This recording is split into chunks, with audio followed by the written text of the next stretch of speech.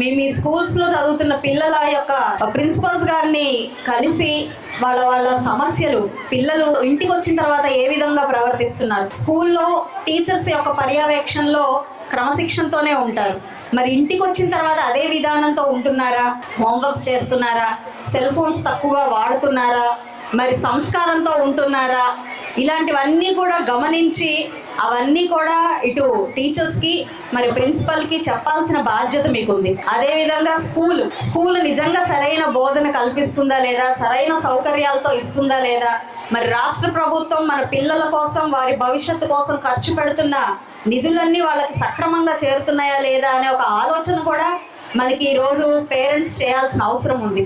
ఇటు పిల్లల్ని అటు వాళ్ళకు బోధిస్తున్న అధ్యాపకుల్ని కూడా ఒక కంట కనిపెట్టాలి అన్న ముఖ్య ఉద్దేశమే ఈరోజు పేరెంట్ టీచర్ మీటింగ్.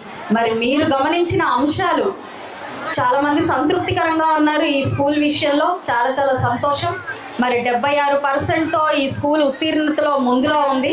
అయితే నేను ఈ ప్రిన్సిపల్ గారికి సవినయంగా మనవి చేస్తున్నాను, మరి విద్యార్థులకు కూడా ఒక ఛాలెంజ్, మీ అందరూ కూడా 85% ఈ స్కూల్ నుంచి మినిమం దాటాలి.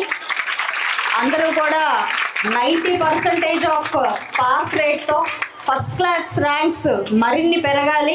8 మంది 10th క్లాస్లో ఫస్ట్ ర్యాంక్తో మంచి మార్కులతో ఉత్తీర్ణులయ్యారని చెప్తున్నారు.